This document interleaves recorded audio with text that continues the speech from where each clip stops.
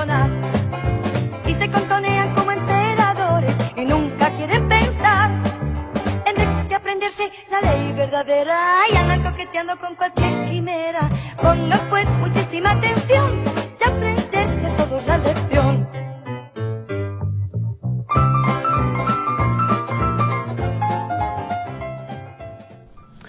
Bueno, pues os damos la bienvenida a este repaso de la escuela sabática, esta semana impresionante. No sé qué os ha parecido a vosotros, pero a mí me ha parecido súper bonita. Hablamos de parábolas y no quería adentrarme en mares, en aguas profundas sin antes ver nuestra escuela sabática like. Un día, en clase de matemáticas, el maestro José Antonio le pidió a los niños que inventaran una historia con una pregunta. ¿Cuántos euros perdió Miguel? Cuando todos se disponían a escribir su historia, el maestro les puso una condición. La pregunta debía responderse con una suma. Los niños soltaron sus bolígrafos y se quejaron. ¡Profe! ¡Eso no se puede! Si es de perder, se resuelve con una resta. El maestro no los corrigió, sino que les contó una historia. Esta mañana perdí 3 euros y esta tarde perdí 2 euros. Entonces, al final del día, perdí 1 euro. ¡No! ¡Perdió 5 euros! No puede ser, les dijo el maestro, pues ustedes han dicho que si es de perder, hay que restar, y 3 menos 2 es igual a 1. Después de analizarlo bien, todos comprendieron, a partir de la historia, que aunque se trataba de una pérdida, se resolvía con una suma. El maestro rompió un paradigma. Un buen maestro no es aquel que impone una respuesta, así ésta sea correcta. Un buen maestro es aquel que despierta en sus alumnos el deseo de descubrir esa respuesta correcta y luego les ayuda a comprenderla. ¿Saben qué eso hacía Jesús? Por eso le decían maestro. Oigan bien, desde el capítulo 1 de Marcos, Jesús viene diciendo que el reino de Dios se ha acercado, pero su audiencia, al igual que los alumnos del maestro José Antonio, tenía un paradigma. Si es un reino, debía ser político y debía liberarlos del yugo romano. Jesús no los corrigió. ¿Qué hizo? Les contaba historias. Pequeñas historias que despertaban el interés por saber más acerca del reino y luego los llevaba a una comprensión más profunda. Esas pequeñas historias se llaman parábolas.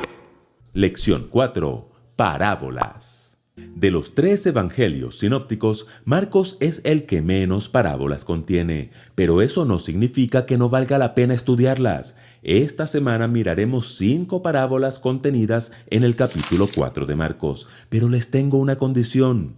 Nunca perdamos de vista que el propósito del gran maestro con estas parábolas es despertar en nosotros el interés por saber más acerca de su reino y llevarnos a una mayor comprensión del mismo. Por eso la pregunta de esta semana es, ¿cuáles son las parábolas de Marcos 4 y qué nos enseñan acerca del reino?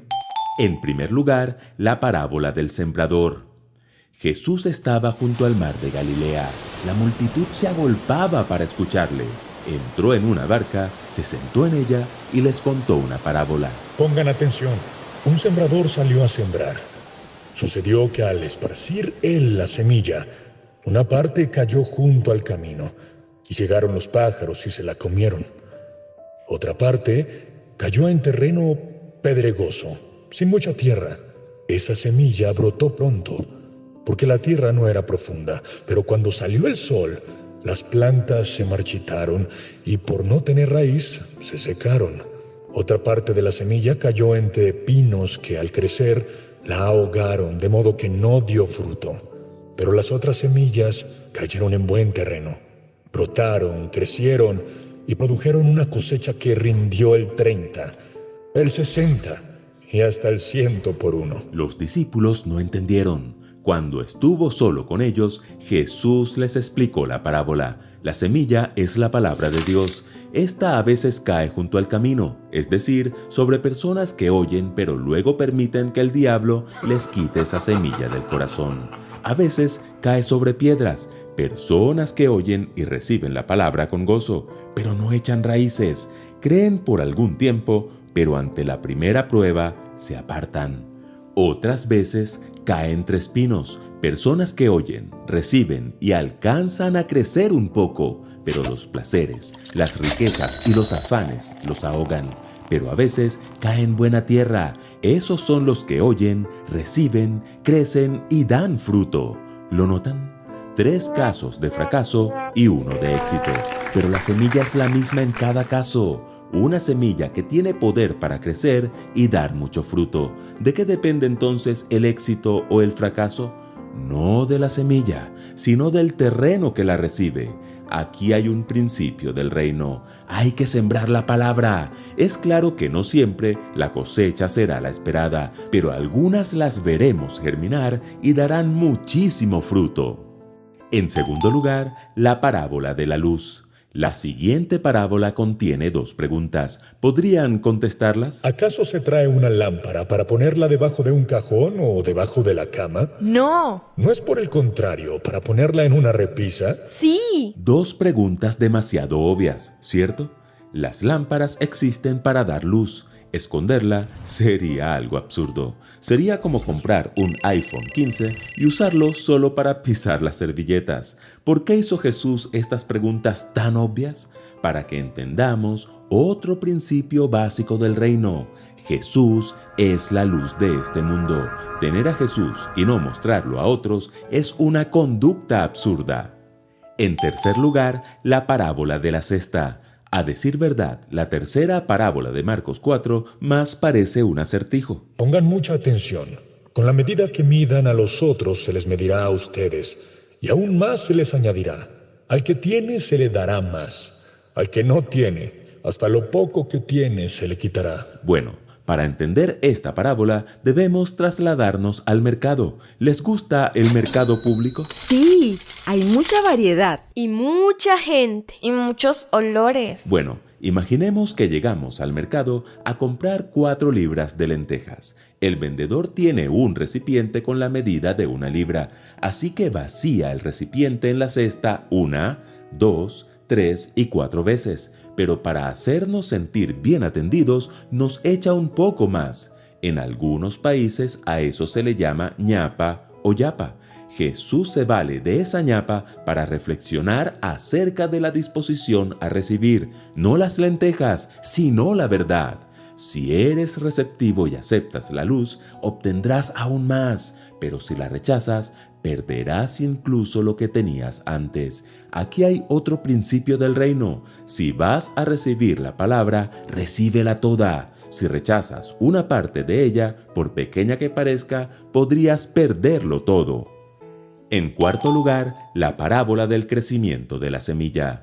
La cuarta parábola, como la primera, tiene que ver con la semilla, pero aquí se enseña algo distinto. El reino de Dios se parece a quien esparce semilla en la tierra, sin que éste sepa cómo, y ya sea que duerma o esté despierto, día y noche brota y crece la semilla. La tierra da fruto por sí sola. Primero el tallo, luego la espiga y después el grano lleno en la espiga. Tan pronto el grano está maduro, se le mete la hoz, pues ha llegado el tiempo de la cosecha. En esta parábola, que aparece solo en Marcos, el foco temático es el proceso de crecimiento. Tenemos una parte en el proceso, pero el crecimiento real es obra de Dios. He aquí otro principio. Nosotros sembramos, regamos, cuidamos, pero el milagro del crecimiento en Cristo es de Cristo. Y por cierto, la cosecha también es de Cristo. No eres tú quien determina quién se salva y quién se pierde. Por favor, nunca lo olvides. Y en quinto lugar, la parábola de la semilla de mostaza. Bueno, la última parábola de Marcos 4 también es de semilla. Es que, si lo pensamos bien, las semillas son maravillosas. El hombre, con toda su tecnología, no ha podido crear nada que se entierre y luego germine y se multiplique. De ser así, sembraríamos billetes de $100. Ese me parece un buen invento. Pero no lo hagan, no funcionará. Con lo que sí funciona es con la semilla de mostaza. Es la semilla más pequeña que hay, pero una vez sembrada, crece hasta convertirse en la más grande de las hortalizas y echa ramas tan grandes que las aves pueden anidar bajo su sombra. ¿Lo notan? He aquí nuestro quinto y último principio. El reino de Dios siempre será más grande de lo que es hoy. El reino de Dios empezó con Jesús. La gente pudo haber mirado a ese Galileo itinerante como un insignificante grano de mostaza. Luego fueron 12 discípulos. Luego, en Hechos, ya eran 120.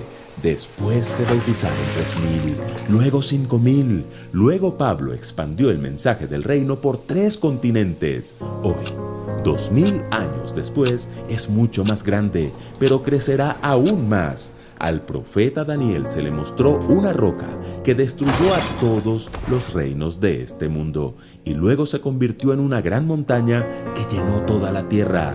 Y esa gran montaña es el reino de Dios. Y con muchas parábolas semejantes les enseñaba Jesús la palabra hasta donde podían entender. No les decía nada sin emplear parábolas, pero cuando estaba a solas con sus discípulos les explicaba todo.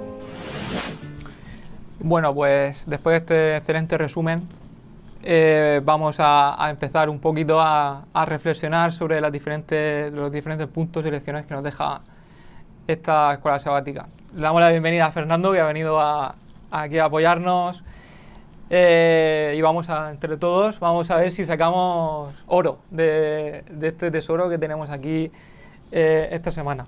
Bueno, lo primero que me gustaría lanzaros es sobre este tema de las parábolas, del uso de Jesús de las parábolas como recurso didáctico. Salimos un poco de la digitalización, de las redes sociales y nos vamos a los medios analógicos de la época. ¿Qué os parece la parábola como recurso didáctico empleado por Jesús? Un recurso que no lo inventó él, que ya venía trabajándose, que ya venía utilizándose, pero que él lo utiliza magistralmente. ¿Qué os parece? Bueno, mira, la parábola, yo siempre que he leído el Evangelio, yo digo, oye, esta forma de enseñar es reflejo del amor de Dios. O sea, porque para tú hacer parábola, para tú poder, tienes uno que dedicar el primero entender que aunque tú tengas mucha sabiduría, ¿verdad? Aunque tú tengas mucha sabiduría, tienes que tener amor y humildad para poder explicarle al que menos tiene. ¿Lo ves? Entonces, yo siento que el que Jesús aplicara parábola ya era un lenguaje de amor. Ya era un lenguaje de amor, porque es detenerte, ¿verdad? A explicarle a alguien a través de una imagen. O sea, no es directa, no es que tú, mira, esto es así, así por esto y por esto. No. Es detenerte, evaluar el nivel y después de evaluar el nivel, llevar tu sabiduría a esa persona. Es decir, y es tanto el amor que tienes por esa persona que te detienes a hacer todo esto. ¿Lo ves? A crear una imagen para que esa persona lo entienda porque es que lo necesita esa otra persona a la que tú estás amando. O sea, yo veo que la parábola es una muestra más del amor que Dios nos tiene. Y además es una muestra de la sabiduría de Dios. ¿Por qué? Porque cuando tú conoces algo, tú lo podrías explicar desde el lenguaje del conocimiento que tienes. Pero cuando tú verdaderamente tienes conocimiento y certeza de lo que tú estás hablando, puedes aplicar en cualquier contexto tu conocimiento. ¿Lo ves? Entonces demuestra, 1, el amor que Dios nos tiene, y 2, que lo que estaba hablando Jesús era con conocimiento de causa. O sea, Jesús, todo lo que nos estaba diciendo no era porque, mira, creo que es así, esta teoría. No. Es conocimiento puro que lo pudo aplicar en el contexto que sea. Habló de agricultura porque era el contexto de agricultura. Habló de peces con pescadores. O sea, te das dando cuenta que hasta con los mismos escribas, con los mismos fariseos, usaba parábolas. Y usaba parábolas basándose en el contexto de ellos. Entonces, ¿cómo puedes aplicar ese conocimiento en diferentes contextos? Es porque eres el dueño de ese conocimiento. Lo manejas como te da la gana, pues. Entonces, yo creo que la parábola a Jesús se le aplica perfectamente bien porque nos ama y porque sabe de lo que está hablando. Sí, efectivamente, como recurso pedagógico creo que es fantástico porque... Bueno, él venía a alcanzar justamente a una población que había estado mucho tiempo en la oscuridad y Jesús utiliza un método como si estuviera enseñando a los niños. Usaba cosas simples de la naturaleza, cosas que todos pudieran entender para explicar verdades muy profundas. que tenían que ver con la sabiduría divina y con la salvación de las personas. Entonces, la misión de Jesús era que las personas se salvaran, y es la misión de Jesús que todos se salven. Entonces, utiliza todos los recursos del amor infinito para poder llegar al entendimiento, al corazón de las personas, para que entreguen su vida a Dios y se salven. Y cuando uno va a los profetas del Antiguo Testamento, ellos también usaban muchas figuras, metáforas, alegorías, etcétera. Y él es el mismo Jesús el que le daba esas metáforas a los profetas. O sea, Jesús, que es el mayor de los profetas, venía cumpliendo el mismo método, pero de una manera muy sencilla para alcanzar a la gente, ¿no? Entonces creo que el recurso de las parábolas es el mejor que pudo haber utilizado Dios para llegar a nosotros. Se suele decir que había un filósofo del siglo V o VI a.C. que se llamaba Sócrates, y él dicen que inventó un método que se llamaba mayéutica. La mayéutica era enseñar a través de las preguntas. Entonces, lo que hacía Sócrates era, teóricamente, dar a luz las ideas. Y cuando había una persona y él quería enseñarle algo, le hacía preguntas. Jesús utilizó un método muy parecido a la mayéutica, pero Jesús es el autor original de la sabiduría y él es el que creó todas las cosas. Entonces, él, a través de las preguntas, enseñaba y daba a luz ideas en la mente de la gente, ¿no? Para que ese reino de los cielos pudiera crecer, y entonces que se hiciera como la levadura y tomara la totalidad de la vida de la persona. Entonces creo que el mejor método que pudo haber usado Jesús lo utilizó a través de las parábolas, ¿no? Esther, ¿qué te parece a ti la utilización de la parábola como un medio didáctico para enseñar a la gente? Yo tengo una lectura muy destroyer de este asunto y de lo que se va a comentar. Mucho, ¿eh? Perdón. No, pero es que es verdad. El Jesús en el que creemos es mucho más respetuoso que los seres humanos. Y cuando hablamos de hermenéutica, exégesis, ¿verdad? Mayéutica, que te sigo, Fernando, ¿sabes? Resulta que nos damos cuenta de que Jesús apela mucho más a la inteligencia de lo que la gente cree.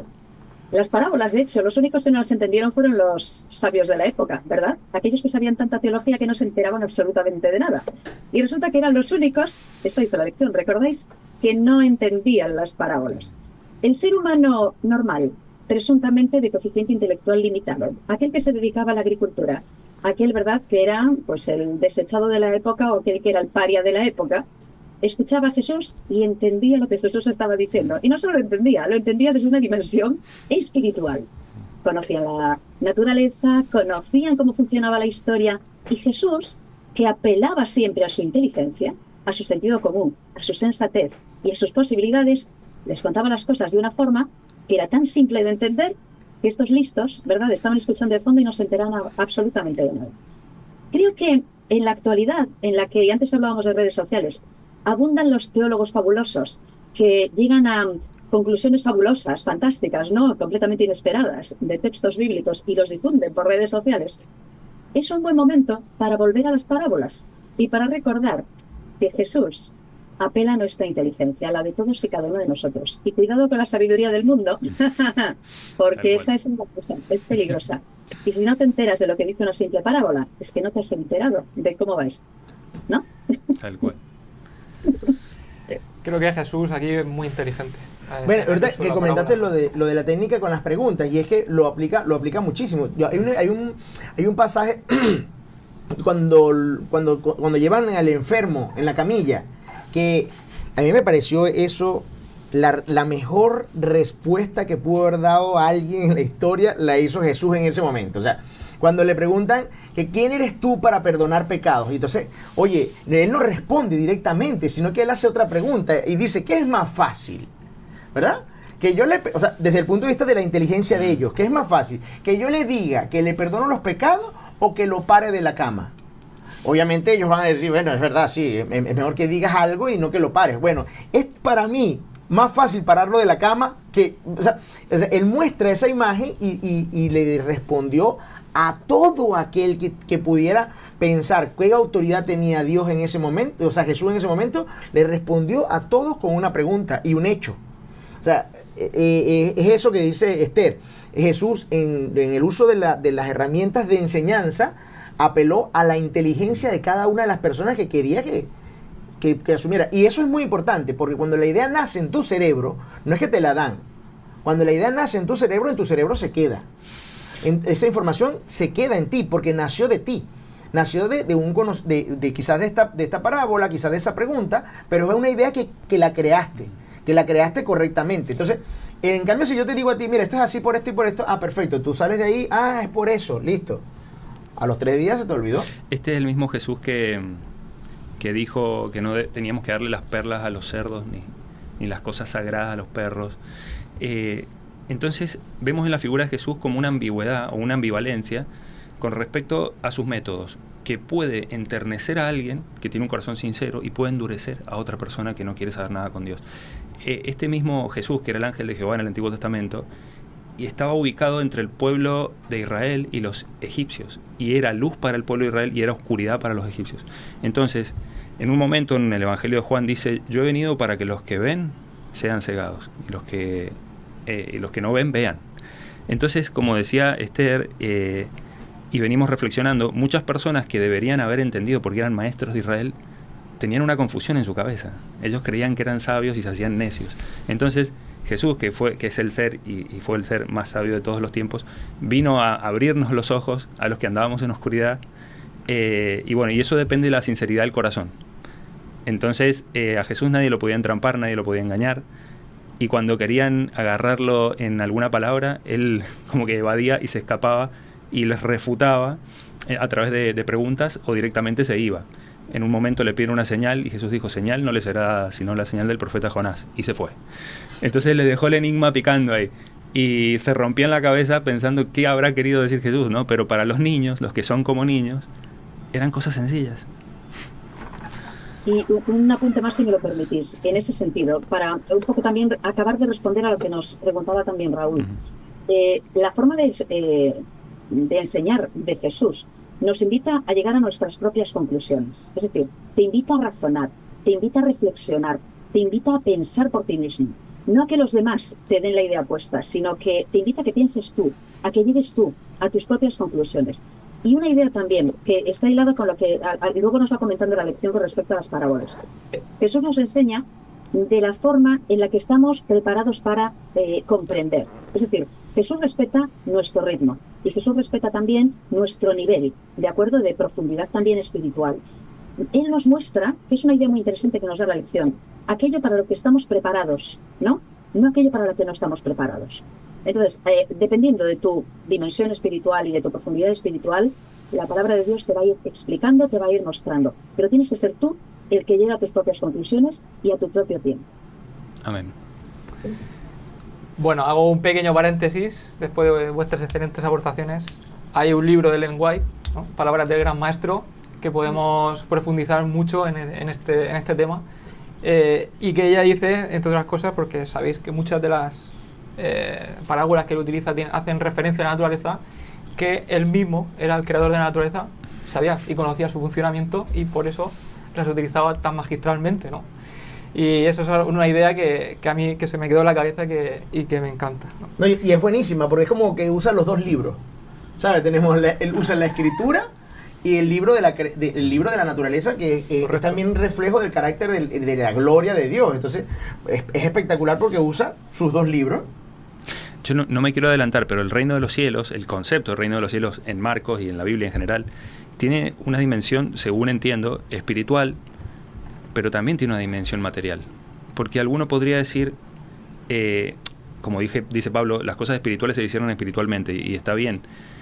Pero Jesús, sin el cual no existe el reino de los cielos, tiene un cuerpo de carne y hueso. O sea, yo lo puedo tocar a Jesús. Ahora no porque está en el cielo, pero va a volver por segunda vez. Entonces, algunos se podría preguntar, porque hay teólogos que espiritualizan todo, ¿no? Eso, alegorizan. Pero no deberíamos tener miedo de creer de que el reino de los cielos tiene una dimensión material también. Porque la Nueva Jerusalén, ¿es espiritual o es real? Si las calles de oro y las puertas de perla, ¿se pueden tocar con las manos o es una entelequia inalcanzable, digamos? Algo idílico. Es real. La Nueva Jerusalén está en el cielo y va a venir a esta tierra. Y Jesús tiene un cuerpo de carne y hueso. Entonces, el reino de los cielos es una verdad espiritual, por supuesto, y hay que entenderla espiritualmente, pero también tiene una vertiente material. Entonces, sin Jesús el reino de los cielos no existe. Es una pregunta parecida a la de Pilato: ¿qué es la verdad? Claro. Y entonces, ¿qué es la verdad? Y la tenía enfrente de su nariz. Y cuando la gente le preguntaba a Jesús, ¿y qué es el reino de los cielos?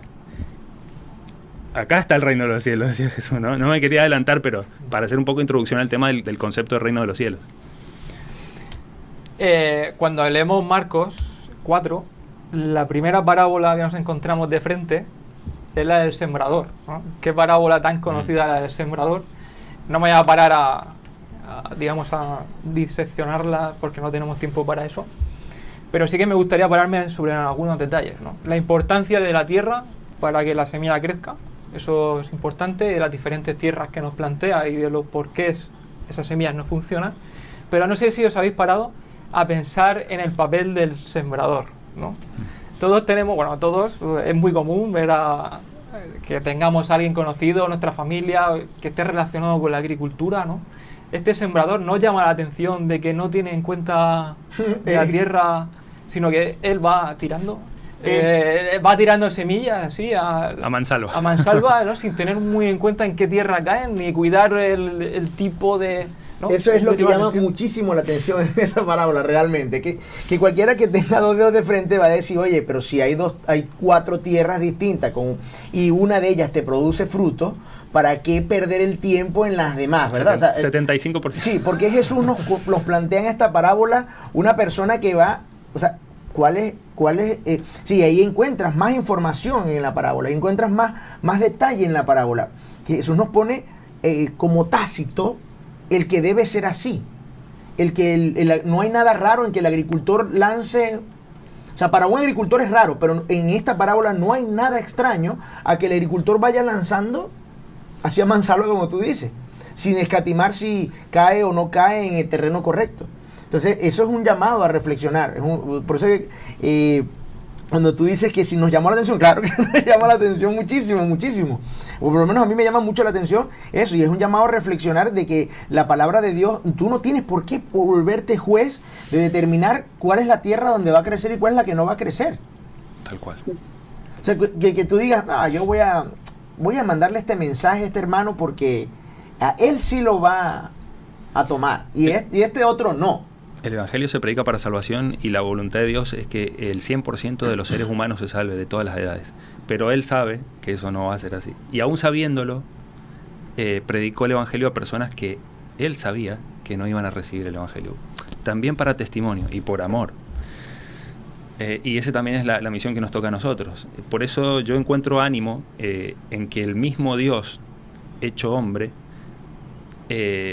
no pudo alcanzar a personas que cerraban su corazón a la influencia del Espíritu Santo, cuanto menos nosotros.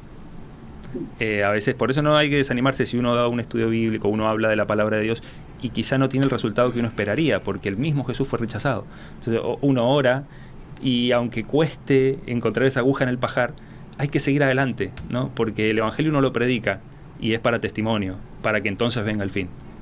Pero la profecía no dice que todo el mundo se va a salvar, lamentablemente. Pero bueno, Jesús pone el foco en esas personas que sí tienen un corazón bueno y que dan fruto.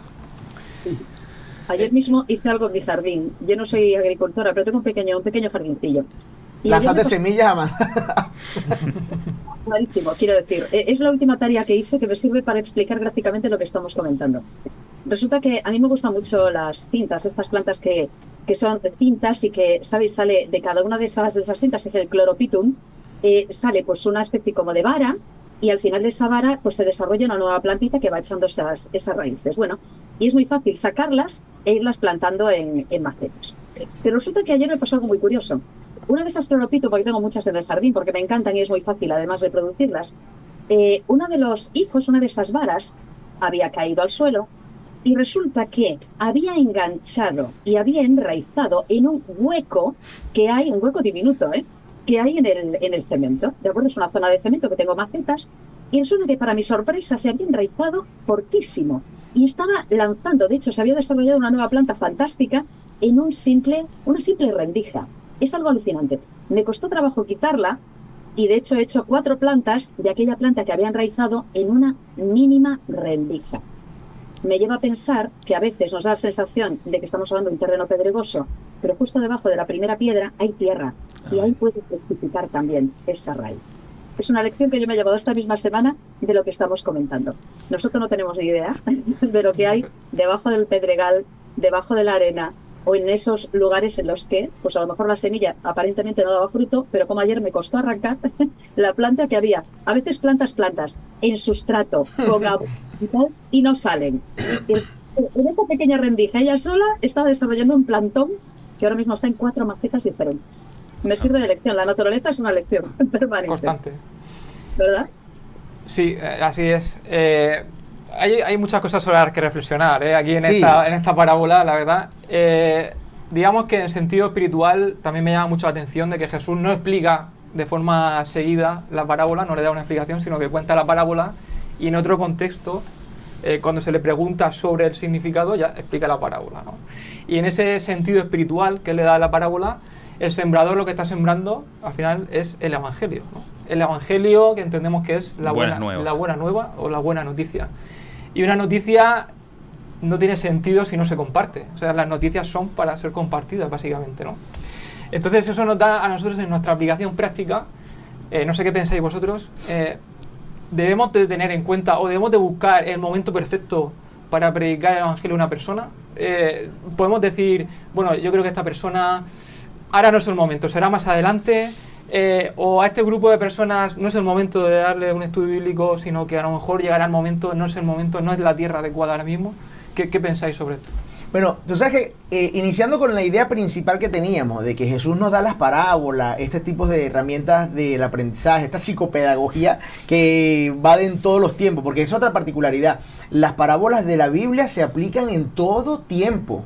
O sea, no es que, no, ya eso no es así. No, es que se aplican en todo tiempo. Bueno, volviendo al tema basándonos en el hecho de que llama a nuestra inteligencia para respondernos la parábola y que cree un cuerpo de conocimiento en nuestra mente y que lo podamos aplicar en nuestra vida, ¿por qué Jesús explica esta parábola? Es la verdad, es una pregunta. ¿Por qué la explica si se supone que es para que todos crezcamos conocimiento? Es porque aún explicándola, o sea, así lo vi yo, aún explicándola, es como que ahora genera más conocimiento. Ahora genera más conocimiento porque lo único que hizo fue mostrar cuál es la imagen que se refleja en esta parábola. Es la palabra de Dios y los terrenos son cada una de esas personas. ¡Ah! Listo. Ahora sí entiendo qué estaba haciendo el sembrador, ¿verdad? ¿Por qué lo estaba lanzando en todos lados? Y ahora entiendo otras cosas más, que es lo que yo me llevo de esta reflexión, es ¿en qué terreno estoy yo? ¿En qué terreno está cada uno de nosotros? Y no para que te castigues, no para que tú digas, oye, vale, lo que pasa es que sí, estoy todavía en este terreno. No, es para que tú asumas cuál es tu papel. Es perfecto lo que trajiste, Esther, de la imagen de la raíz. Porque yo puedo pensar que estoy en el terreno pedregoso, ¿sí? Que fácilmente me pueden arrancar porque mi raíz es débil, toda la cuestión. Pero si tú estás en el terreno pedregoso y eres como esa planta que hace un esfuerzo tremendo, se puede enraizar a pesar de estar en el terreno pedregoso. O sea, yo puedo hacer un esfuerzo tremendo para estar con mi raíz bien penetrada porque estoy consciente de que estoy en el terreno pedregoso, estoy consciente de que no estoy en la situación espiritual que debería estar, ¿verdad? Sí. Como el que puede estar en el mejor terreno, como para que dé un fruto espectacular, como dice Esther, y de repente la planta no crece. La planta no creció porque aunque tuviste el mejor terreno para hacerlo desde el punto de vista espiritual, asumiste que no tenías que hacer ningún esfuerzo. De hecho, en la Biblia la figura de la piedra o el símbolo de la piedra es usado en los dos sentidos. O sea, se refiere a los incrédulos y también se refiere a los hijos de Dios, que son edificados como un templo sagrado en el Señor. El mismo Jesús es llamado la roca. Entonces, aunque la semilla haya caído en la piedra, Dios puede hacer que esa piedra, esa roca, sea fértil, paradójicamente. Pero respondiendo a la pregunta que hacías, Pablo dice a Timoteo en un momento, le dice, te encarezco, o sea, que prediques la palabra a tiempo y a destiempo, redarguye, reprende, exhorta con toda sabiduría, con toda doctrina, porque va a venir un tiempo cuando no sufrirán la sana doctrina, sino que teniendo comezón de oír se van a amontonar a escuchar falsos maestros que van a predicar herejías. O sea, el apóstol y profeta Pablo sabía que en el futuro, porque Dios se lo había revelado, iba a venir un momento en que ya la palabra de Dios iba a ser muy pisoteada. Eso vino en la Edad Media, y esto también yo creo que no hay un tiempo específico, porque mañana no somos dueños del mañana y no sabemos si vamos a estar. Entonces, si hoy pues, tenemos la oportunidad, hay que aprovecharla. Y Dios nos da vida para eso, para hablar del reino. Y bueno, hay un profeta del Antiguo Testamento que también mencionaba la lección, que es Daniel, que hablaba en el capítulo 7 de una venida del Hijo del Hombre ante el anciano de días. Nosotros como iglesia hemos interpretado eso en torno al año 1844, cuando Jesús pasa del Santo al Santísimo, pero se dice que hay un juicio en el cielo donde el pueblo de Dios es vindicado y donde el perseguidor del pueblo de Dios se le quita el poder. Entonces, cuando uno ve para atrás a la historia, hay un momento donde esos perseguidores pierden ese poder y el pueblo de Dios de alguna manera recibe, o sea, se da cuenta que lo que perseguía realmente era verdadero. Entonces, volvemos al tema del reino de Dios, que no es algo solamente del Nuevo Testamento, sino que también del Antiguo Testamento. Y bueno, y Jesús se encarga de decir, como su primo Juan Bautista, que si uno va al Evangelio de Mateo, capítulo 3, dice que Juan predicaba lo mismo que Jesús: arrepentíos porque el reino de los cielos se ha acercado, y creer en el Evangelio. Cuando Juan es encarcelado, dice Marcos, entonces sale Jesús y empieza a predicar lo mismo que su primo venía predicando. O sea, la importancia del concepto del reino de los cielos, que está encarnado en Jesús y que hay que aceptar si uno realmente quiere vivir eternamente, ¿no? Esto realmente me viene muy bien para pasar a la siguiente parábola, que es la de la lámpara, ¿no? Que dice, también les dijo, ¿se enciende acaso una luz para ponerla debajo de un cajón o debajo de la cama? ¿No es para ponerla en el candelero? Y yo creo que nos reafirma, ¿no? en la opinión de que nosotros debemos de compartir al final el Evangelio, porque no es para esconderlo. Lo que nos ha dado el gran regalo del Evangelio no es para esconderlo, sino para ponerlo en un lugar que alumbre, ¿no? Nada hay oculto que no se haya de manifestar, ni secreto que no salga a la luz. Y luego la escuela sabática también, bueno, lo divide en dos, que sería la de la lámpara y la parábola de la cesta o el almud, ¿no? Me ha llamado la atención esa división también que hace, que para mí personalmente, no sé qué os parece a vosotros, para mí personalmente es la que más me ha costado entender, ¿no? Dice... Hoy estamos muy empáticos contigo, ¿viste? Sí, ¿verdad? Sí. Me cuesta entender bastante esta parábola, por eso me gustaría ir compartiendo cada uno qué perspectiva tiene o qué le dice esa parábola, ¿no? Dice, con la medida, mirad lo que oís, con la medida con que medís, os medirán otros y aún os será añadido. Al que tiene se le dará y al que no tiene, aún lo que tiene le será quitado. Esto me parece, así a bote pronto, me parece como muy impropio de Jesús, ¿no? Como que me choca mucho, es muy disruptivo, ¿no? ¿Qué pensáis vosotros de esta parábola de la cesta? Mira, primero voy a volver a la parábola de la luz, porque yo tuve una experiencia cuando yo conocí la iglesia adventista y empecé a ir a un estudio bíblico y empecé a interiorizar esto. La primera pregunta que se me ocurrió hacerle al grupo y inclusive estaba que es mi esposa ahorita, y le pregunté así como que, pero ¿por qué si ustedes saben esta verdad tan importante no lo están llevando a todo el mundo? Entonces, siempre que leo esta parábola y me acuerdo de esa situación, o sea, que tienes una luz, la luz no está para esconderla. O sea, tienes algo, la luz está para ponerla en el sitio donde le brinde visión a todo el mundo. Entonces, siempre me acuerdo de esa primera vez, de esa primera relación que tuve con la verdad. Y dije, epa, esto está como... Y ya no... En ese momento ellos se vieron las caras y dieron así como que, oye, qué pena. Y ahora a mí me sirve como para mí decirme, epa, ¿qué estás haciendo tú? Si en algún momento te diste cuenta que esa era una verdad que tenía que decirse a todo el mundo, no puedes flaquear. Entonces, esa parábola de la luz siempre me recuerda esa situación de mi primera impresión con la verdad.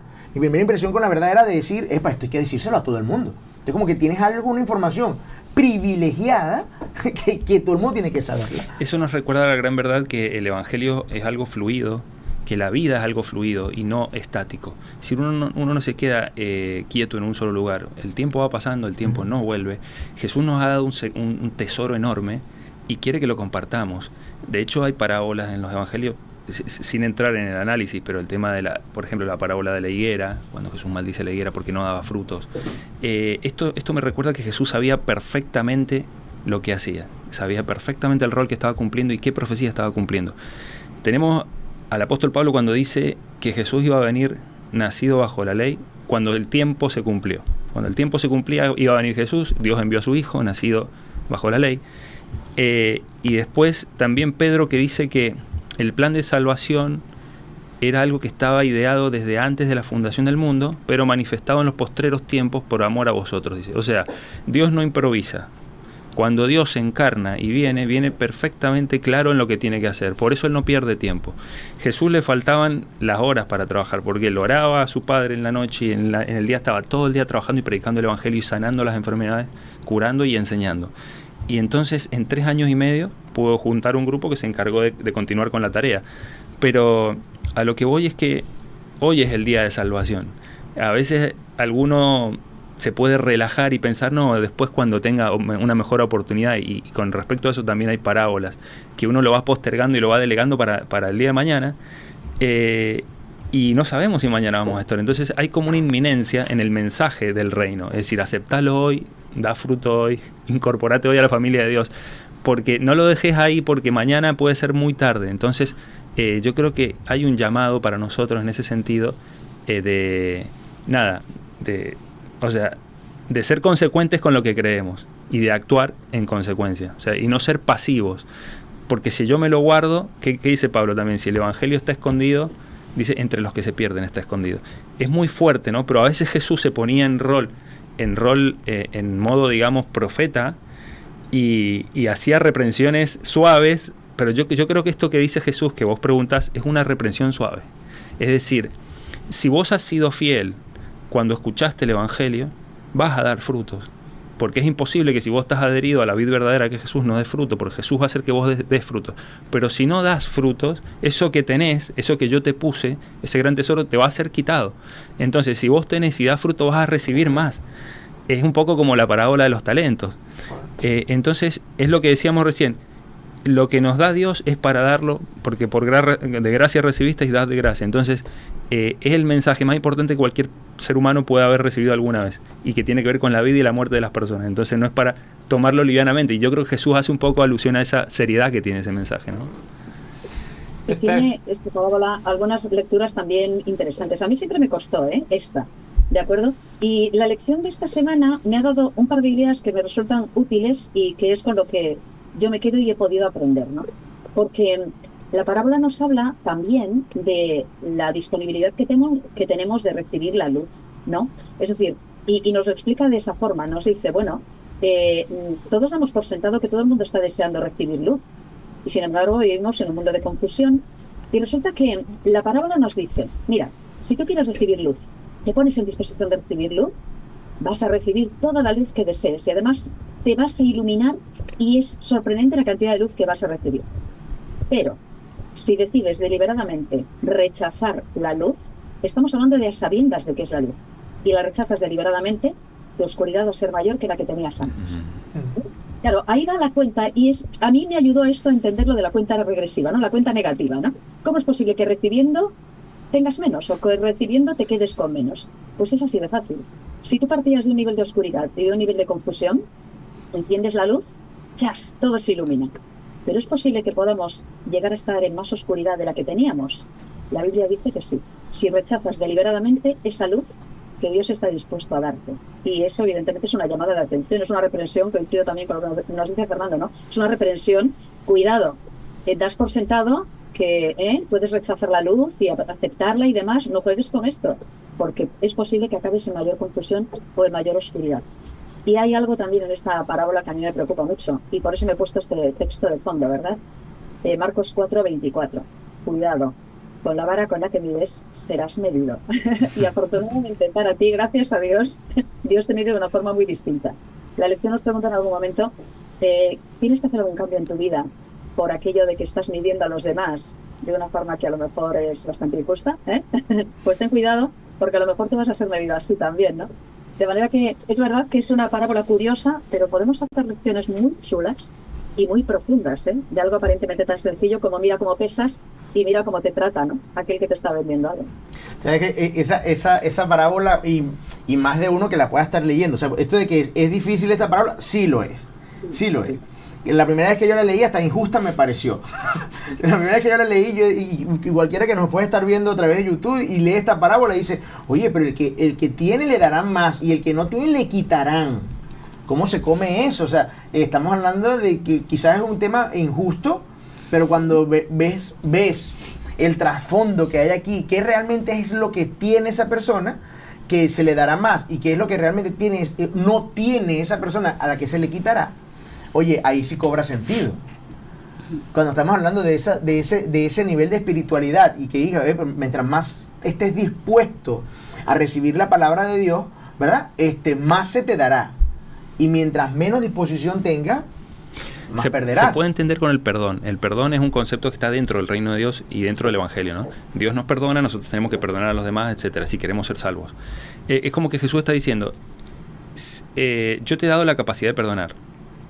Si vos no perdonás, Dios te va a quitar el perdón. Pero si vos perdonás, Dios te va a perdonar más. Entonces depende de vos. Sí, que se puede aplicar en muchos contextos. Hay otro más allí que estaba yo analizando con respecto hasta el tema de la espiritualidad, ¿verdad? Y está el tema de que tú puedas asumir, bueno, en este ejemplo, el tema de la ley. El mismo tema de la ley, el mismo comportamiento religioso. O sea, hay gente que dice, mira, yo hago, mi religión es hacer las cosas bien, ¿sí? Y cuando tú escuchas esa frase, ya tú sabes que esto es las cosas bien que te convengan. Esa es la letra pequeña que está inmiscuida en esa frase. Yo hago las cosas bien, yo soy bueno. Sí, eres bueno en lo que te conviene. Eso es normal, eso es propio de nuestra naturaleza humana, ¿sí? Entonces, cuando tú vienes y en ese frasco con que vas a hacer el bien, o sea, a tener una relación con Dios, haces solamente algunas cosas buenas, entonces puedes perderlo todo. Y me acuerdo del tema del sábado, ejemplo, el tema del sábado. O sea, mucha gente puede, no, es que no, el sábado no, lo demás sí, ¿entiendes? Y entonces de repente puedes llevarlo al hecho de que el no llevar la ley, no como para cumplir la obra, sino que esa espiritualidad que no te lleva a tú tener los frutos del Espíritu Santo como la expresión de lo que tú haces, entonces puedes perderlo todo. Es impresionante lo que hace Jesús, porque Jesús te hace partícipe de tu propia salvación. La salvación la ganó Jesús en la cruz y nosotros nos aferramos de esa victoria por la fe. Eso está claro. No nos salvamos por méritos o por obra. Eso está claro. Pero Jesús te está diciendo, como vos trates a los demás, Dios te va a tratar a vos. Entonces, si vos querés ser salvo, empezá a actuar como una persona que es salva. Empezá a perdonar a los demás. Empezá a amar como Dios te amó. Si vos te cerrás en un egoísmo, te vas a perder vos mismo. Entonces, es como que Dios te dice, esforzate por entrar por la puerta angosta, porque muchos van a tratar de entrar y no podrán. Con vuestra paciencia ganaréis vuestras almas. Entonces Jesús te está diciendo, vos tenés una parte que hacer en tu propia salvación. Aunque me la gané, aunque la estoy ganando yo para vos. Pero entonces, en ese sentido, el hombre es artífice de su propio destino. Qué bueno este trabajo es una cooperativo, difícil, sí. Porque cuando uno no entiende bien una cosa, entre todos vamos armando las piezas y terminando el puzzle. Bueno, me dice Julián que queda poco tiempo, pero no me gustaría dejar pasar las últimas dos parábolas, una lección muy breve, ¿no? Una de ellas es la de la semilla que crece, la del crecimiento. No sé qué os parece esta parábola, ver la comparación del reino de Dios con el grano que el hombre echa en la tierra. A mí lo que más me llama la atención, desde luego, es que el agricultor se va a dormir, él le echa su semilla, se va a dormir y ya prácticamente deja que los principios de la naturaleza, los mecanismos que ha puesto Dios, son los que ya actúan. Ya no depende del agricultor lo que esa planta vaya creciendo, lo que esa planta se vaya desarrollando, ¿no? Me parece muy interesante esa idea de esa parábola. Y luego la del grano de mostaza, una semilla de las más pequeñas de la naturaleza, cómo se convierte en algo grande que permite que sus ramas, o en sus ramas, las propias aves puedan anidar en ellas, ¿no? Eso me hace pensar que incluso lo más nimio, como hablábamos en la primera reflexión, ya sabéis que los sábados hay un ciclo en el que todo tiene que ver, ¿no? Desde la primera reflexión hasta el sermón. Me parece que hablábamos de los vídeos de TikTok, ¿no? Del padre de Julián. Lo que nos parece más pequeño, al final, se convierte en algo grande. Como Jesús, que era en principio alguien que no tenía mucha, digamos, ni reputación ni fama, se hace con un equipo de 12 discípulos y cómo se ha ido creciendo a través de los siglos su idea, su evangelio, hasta convertirse en lo que hoy es, ¿no? Bueno, y sí, como para hacer un resumen rápido de esas dos, yo creo que el énfasis aquí es el reino de los cielos, como tú dijiste al inicio. El reino de los cielos, conocer la naturaleza del reino del cielo. O sea, estamos hablando de una semilla, la más pequeña, pero con un potencial tremendo de producir una hortaliza de las más grandes y que además con ramas suficientemente fuertes como para un nido. Entonces, si tú haces énfasis en que tan poderoso es así el reino de los cielos y además haces énfasis en que tu papel no importa, sino que tú tienes un papel de acción, pero que el poder del reino de los cielos se encarga de todo lo demás. O sea que a mí me parece que ese es el énfasis de esa parábola. Haz tú tu papel, que el reino de los cielos se desarrollará en cada una de esas personas donde tú ejecutes tu papel. Hay una pintura creo que es de Rafael, donde sale Platón señalando para arriba al mundo de las ideas y sale Aristóteles señalando para abajo al mundo material. Y entonces no es una cosa o la otra. Ellos eran filósofos griegos que, bueno, no tenían toda la luz, o sea, fueron muy sabios, pero acá tenemos a alguien que es el autor de la sabiduría, que nos habla del reino de los cielos y que nos dice que el reino de los cielos ocupa todo. Y si nosotros nos convertimos en esa semilla que crece, vamos a poder, de alguna manera, emular a Dios, imitar a Dios al tener aves viviendo bajo nuestras ramas. Es decir, vamos a poder ser fuentes que saltan para vida eterna, como dijo Jesús, y hacer lo mismo que hacía Jesús en esta tierra, ¿no? Entonces, yo pienso en el árbol más grande del mundo, que hoy en día es el secuoya, que la semilla es como una hojuela de avena, y no hay que subestimar el poder de la semilla, porque vos ves eso y decís, ¿qué puede salir de acá? Pero con los medios y los nutrientes necesarios, si te hace un árbol de 120 metros, o sea... Bueno, muchísimas gracias por vuestra aportación, nos come el tiempo ya y vamos directamente al sermón.